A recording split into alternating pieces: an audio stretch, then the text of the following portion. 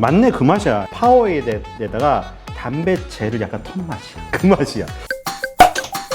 오늘 저 첫 번째 시간으로 제가 준비한 게 에너지 음료에 관한 기업을 가지고 왔습니다. 일단 뭐 기업명을 말하죠. 몬스터 베버리지고요.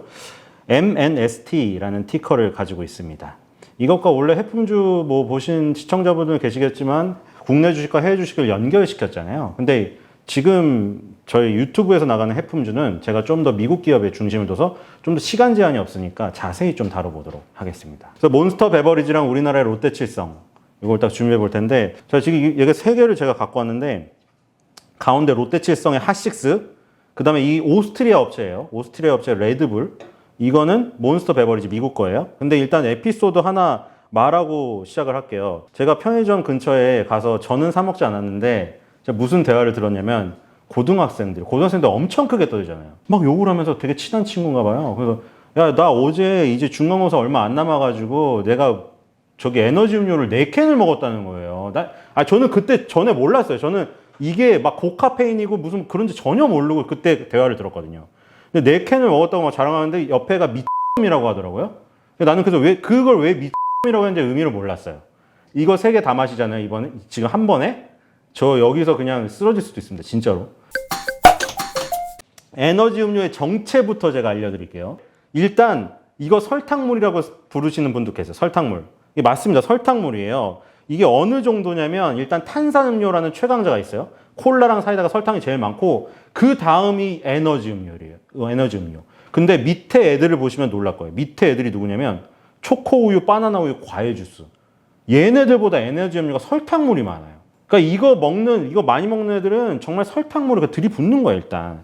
그리고 좀 뭐 좋은 성분 혹은 뭐 그 과학적인 용어를 보면은 타우린과 카페인이 들어있거든요.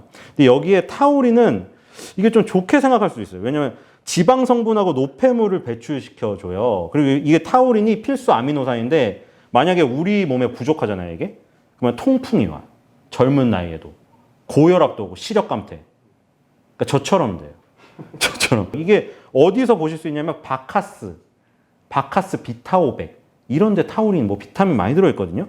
그리고 제일 이제 문제가 되는 게 카페인이에요. 카페인. 이 카페인이 그거예요. 우리가 보통 막 음료 회사에서 피로 회복을 시켜드립니다 이러잖아요. 근데 이게 가짜예요, 가짜. 각성 효과예요, 각성 효과. 뭐냐면 내가 피로를 안 느끼는 것처럼 몸이 그냥 가짜로 이게 눌러주는 거예요, 카페인이. 실제로 회복이 안 됐어. 그 4잔 마셨던 고등학생도 그냥 그 각성 효과로 버티는 거예요. 옆에 이기려고. 여기 잘 보면 무수 카페인이라는 게 있거든요. 이 과학 시간 아닌데 이걸 알아야 돼요. 무수 카페인이 물이 없는 거예요. 물이. 그러니까 물이 없는 카페인이라 더 많이 같은 양에 같은 면적에 더 많이 집어넣을 수가 있는 거예요. 그러니까 요 같은 캔 안에 무수 카페인을 넣으면은 일반 물이 들어있는 카페인보다 더 많이 들어갈 수가 있는 거예요. 카페인을. 그래서 고카페인을 넣을 수가 있는 거예요. 그래서 각성 효과를 최대치로 올린 거죠. 이 에너지 음료의 그럼 주 고객층은 뭘까요? 아까 제가 에피소드에서 얘기한 중고등학생 있을 거고 무조건.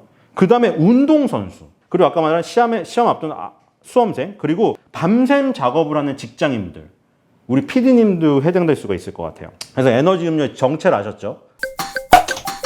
자, 일단 몬스터 베버리지 간단하게 봐요, 우리. 몬스터 베버리지가 1935년, 너무 오래됐죠.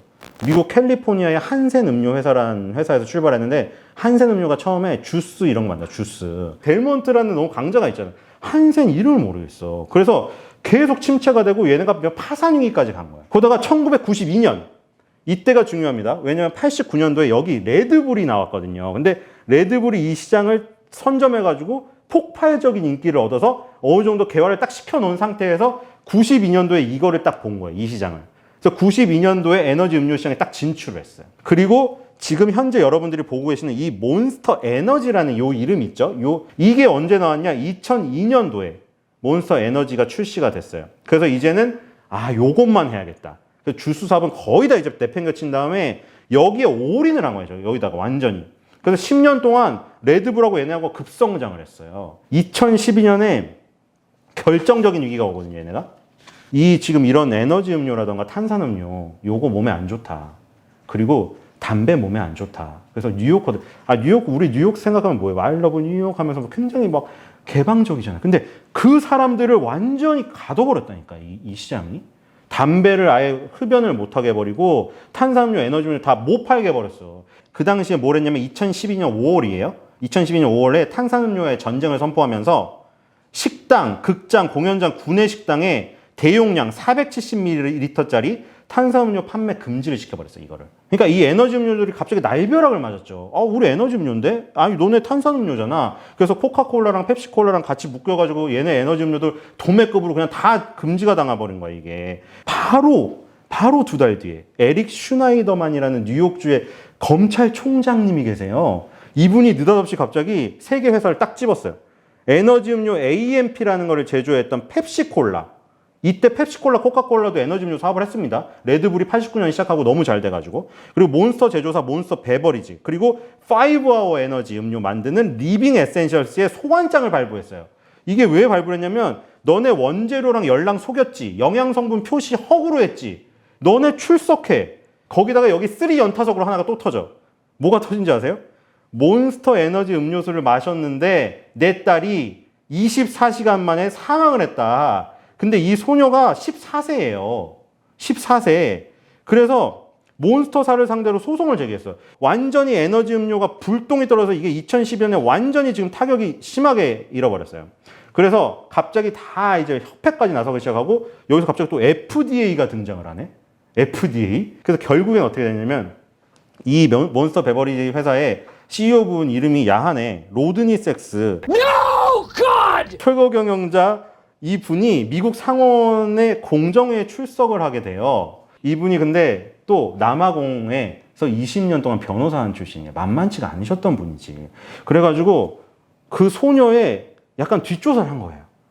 그래서 이 소녀가 스타벅스를 많이 다닌다는 걸 알았어. 그래가지고 뭐를 얘기했냐면 아니 지금 무슨 소리 하시는 겁니까? 우리가 만든 에너지 음료에 들어간 카페인은 160mg 정도로 비슷한 용량의 스타벅스 커피와 비교하면 카페인 함유량이 절반이다. 그러니까 스타벅스 커피랑 이 몬스터 에너지랑 똑같은 용량을 비교했을 때 스타벅스 커피가 카페인이 2배가 들었다. 근데 이 소녀가 바로 그 전에 스타벅스를 계속 드셨다. 아니 스타벅스에서 커피를 마셔놓고 우리의 몬스터 에너지 음료를 마신 걸로 그냥 다 도매급으로 처리하면 어떡하냐. 카페인이 2배인데 그러면 카페인을 지적하려면 스타벅스 커피의 성분이 얼마가 들어갔고 그 소녀가 얼마나 마셨는지 그걸 조사하셔라. 결론이 이게 아마 합의로 가서 끝났어요. 합의로 가서 끝나고 이 2012년에 이 사태 때문에 소송이 길어져가지고 이제 이미지도 하락을 하고 매출도 하락을 했지만 이거를 이제 잘 마무리하고 나니까 2014년에 기회가 온 거죠. 2014년에 드디어 코카콜라 몬스터 에너지를 인수합니다. 그래서 2014년에 몬스터 베버리지 지분 16.7%를 2.2조 원을 주고 사버려요. 코카콜라가. 그리고 이사회의 2자리 의석을 딱 확보해요. 그래서 코카콜라가 바로 그 전에 뭐 샀냐면 캡슐 커피 머신 제조업체 그린 마운틴 커피 로스터를 인수했어요. 그래서 여러분들 잘 보시면 코카콜라 커피만 나왔던 거 아세요? 코카콜라 커피만? 진짜 거지 같은. 그 커피 로스터 회사 인수하고 바로 몬스터 베버리지 인수한 거예요. 그러니까 2014년에 코카콜라가 결단을 내린 거예요. 더 이상 이대로 정체해서 안 내겠다. 이 당시에 코카콜라가 정체하고 있었어요. 너무 완벽한 체인망과 뭐 이런 인프라를 갖춰가지고 계속 그 고수를 하고 있었지만 어떤 새로운 수익원이 없었던 거, 목말랐던 거죠. 그래서 몬스터 베버리지한테 뭐를 줬냐면 코카콜라 산하의 에너지 드링크 이 브랜드가 있어요 또. NOS, 번, 마더, 플레이 앤 파워플레이. 우리 너무 생소하죠. 안 됐던 거예요, 이거. 안 됐던 거를 그냥 몬스터한테 밀어주고, 그래서 몬스터 베버리지는 이 고카페인 에너지 음료에 집중을 해버리고, 몬스터 에너지가 팔고 있던 것 중에 아까 뭐 주스랑 이런 거 자잘한 거 남아있던 거 있죠. 그거 코카콜라에 넘겨버린 거예요. 그리고 얘는 뭘 이용하게 됐냐?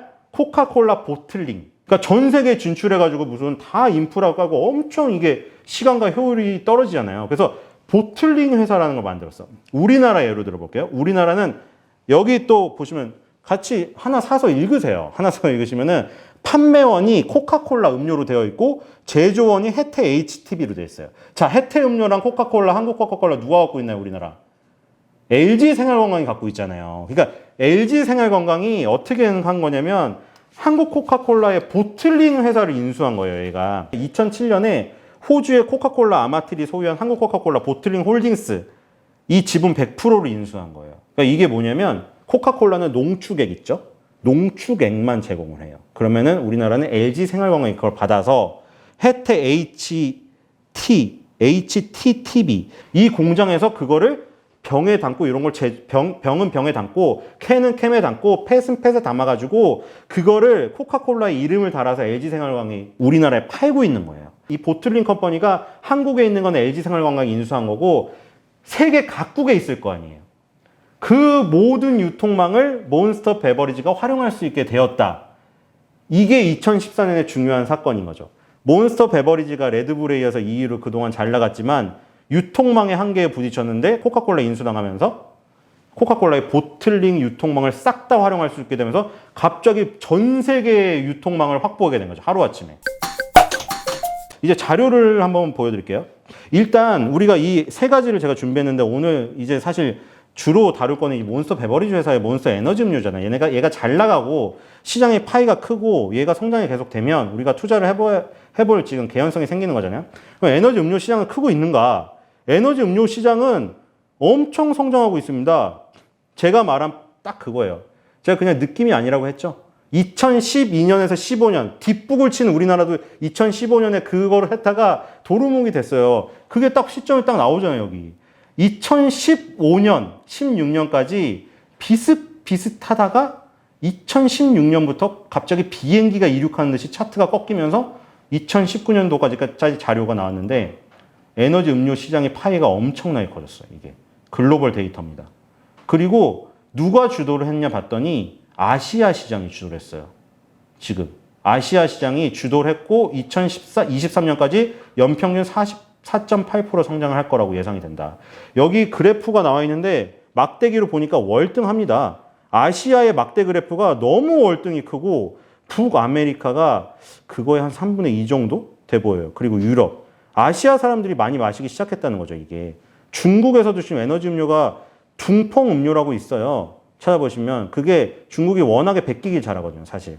레드불도 그래서 베껴서 만든 거예요, 둥펑 음료에서. 둥펑 음료가 지금 막 상한가를 몇 방 고 난리가 났어요. 중국 사람들도 에너지 음료를 많이 마시는데 여기서도 지금 레드불이 지금 강자긴 해요.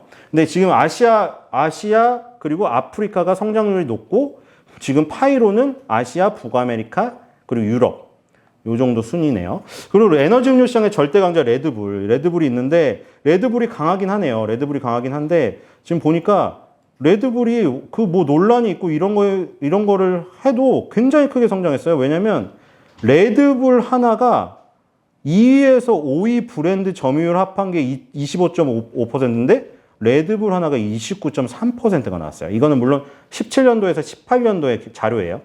더 최근 자료는 조금 더 틀릴 수도 있는데 이런 수준입니다. 그래서 여기 보니까 이 통계에서는 레드불 이 알루미늄 캔을 엄청 크게 그려놨네요. 그리고 코로나19가 지금 있었잖아요. 그래서 이게 사람들이 다 음료를 안 마시고 안 나가니까 줄어들겠지. 왜냐면 식품주들이 다 그랬잖아요. 외식을 안 나가니까 외식주들이 다 떨어지고 이랬잖아요. 그래서 사람들이 이것도 안 좋지 않았을까 했는데 여기 자료 보면은 탄산음료랑 에너지 음료 있죠? 탄산음료랑 에너지 음료 그리고 탄산수 요거 세 개만 코로나19 때 성장을 해버렸어. 이게 되게 신기한 게 뭐냐면 주스에서 과일 주스랑 야채 주스로 나눠놨어요. 여기서. 그리고 스포츠 음료 뭐 그런 거겠죠. 파워에이드라던가 이런 게토레이드라던가 이런 거겠죠. 그리고 커피, 생수 이런 것들은 다 마이너스 성장을 했어요. 2019년 상반기 대비 2020년 상반기가 코로나가 터졌던. 근데 사이다가 2019년 상반기 대비해서 2020년 상반기가 3.9% 증가를 했고요. 콜라는 무려 12% 증가를 했습니다. 그리고 에너지 음료 보세요. 에너지 음료가 10.3에 올랐어요. 그리고 탄산수가 9.3에 올랐네요. 그래서 이거를 해석을 두고 분분한데 일단은 아까 제가 처음에 말했죠. 에너지 음료의 주 고객층은 누구라고 했죠? 학생들, 야근하는 직장인들, 그리고 빨리 끌어올려야 되는 운동선수들. 근데 이게 어디까지 늘어나냐면 육아맘들까지 늘어났어요. 육아맘들. 육아맘들이 뭐가 있냐면 돌밥. 그러니까 돌아서면 밥이라고 막 어린이집이고 유치원이고 막 다 문을 닫아버려. 그래가지고 이제 집에서 가정보육을 해야 되는데 돌아서면 밥을 해야 돼. 얘네가 삼시세끼를 먹고 그 사이사이에 간식을 또 먹어요. 애들이. 물론 제가 욕을 하는 거 아니에요. 애들이 잘 자라야 되니까. 근데 엄마 입장에서 미쳐버리는 거지. 그러다가 이제 돌아버리니까 더 에너지 음료의 힘을 빌리는 거야. 이거 제가 장난으로 말하는 게 아니에요. 뭐냐면 그 인스타그램에 보면은 막 육아맘들 전용 에너지 음료가 나왔어. 듣도 보도 못한 무슨 메이커들이 나왔더라고. 근데 육아맘들만 먹는 에너지 음료래. 홍보하는 문구를 보니까. 그러니까 육아맘들까지 이걸 에너지 음료를 손을 대고 있는 거야. 그러니까 이게 좋은 거죠, 이게. 예를 들어 게임을 하는데 이게 청소년만 하는 게임이었어요. 근데 갑자기 성인들까지 하는 게임으로 풀렸다. 그럼 이게 성인 유저가 많아지니까 매출처가 다변화되는 거잖아요. 이것도 똑같은 거예요. 스포츠 선수, 그리고 회사원만 먹고, 그리고 중고등학생 먹다가 육아맘들까지 이제 스트레스 먹는다. 이 시장이 커져버린 거지, 이게. 에너지 음료, 사이다, 콜라, 탄산수가 다 이렇게 성장을 하는 이유에는 코로나19의 어떤 특수한 배경이 있었는데, 자, 요거를 만약 이어갈 수 있다면, 앞으로 베팅해볼 어떤 그 요소가 되겠죠. 이어갈 수 있을 것인가. 저는 긍정적으로 봐요. 왜냐면, 이 아까 전에 코카콜라 보틀링이라는 전 세계에 퍼져 있는 그 유통망을 활용할 수 있다는 게 에너지 음료의 너무 큰 강점인데 거기서 수익원이 다변화되는 환경 변화까지 일어나 버렸잖아요. 이거는 준비된 자에게 기회가 온 거예요, 이거는. 뭐 그림을 이제 한번 볼까요? 몬스터 베버리지 그림을 한번 볼게요. 제가 되게 좋아하는 차트거든요. 저는 솔직히 말해서 뭐 국내 주식이 해외 주식에 양도세가 있잖아요. 그래서 그게 하나의 약점이긴 한데 양도세를 제외하고라도 너무 매력적인 기업이 많아. 솔직히 말해가지고 우리나라 맨날 시달리고 우리나라 솔직히 장기 투자해서 성공한 기업 몇 개나 있어요. 물론 이 LG생활건강은 평생 올랐어. 그건 인정을 해. 그러니까 LG생활건강은 평생 올랐는데 나머지 뭐 우리나라 내노라는 회사라고 해도 보시면은 중간에 우여곡절 많이 겪잖아요. 그 아모레퍼시픽 솔직히 우리나라 너무 좋은 회사잖아요. 근데 중국이 사드 보복하니까 꺾여버리잖아. 너무 열이 받아. 그러니까 장기 투자에도 극소수야, 그거 살아남는 거는.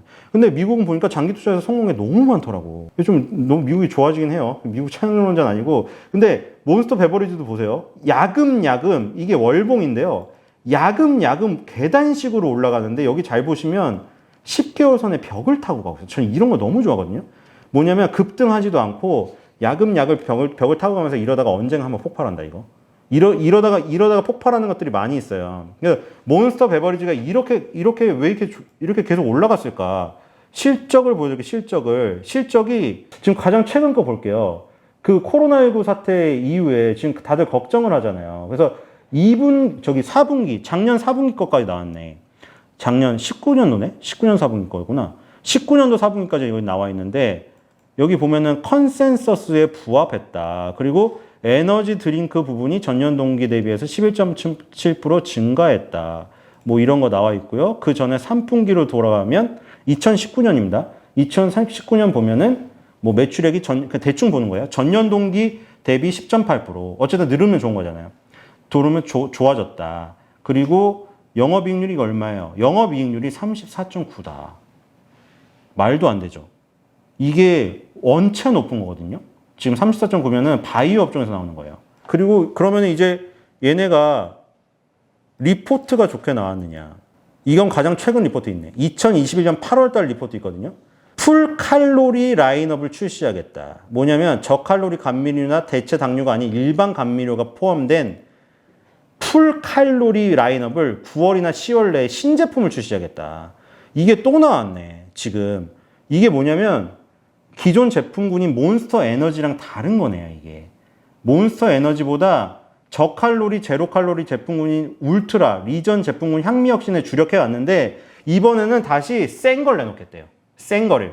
완전 센 거, 풀칼로리. 요런 걸 내놓겠대요. 근데 이게 뭐냐면 레드불이 몇 년 동안 풀칼로리 제품군을 확장해서 상당한 성공을 거뒀대. 2등은 계속 쫓아가기만 해도 같이 크면 좋거든요. 왜냐면 지금 시장이 어떻게 됐냐면 레드불하고 이 몬스터 베버리지가 그동안 수많은 경쟁자들 있죠. 다 뿌리치고 얘네 둘이 남은 거야.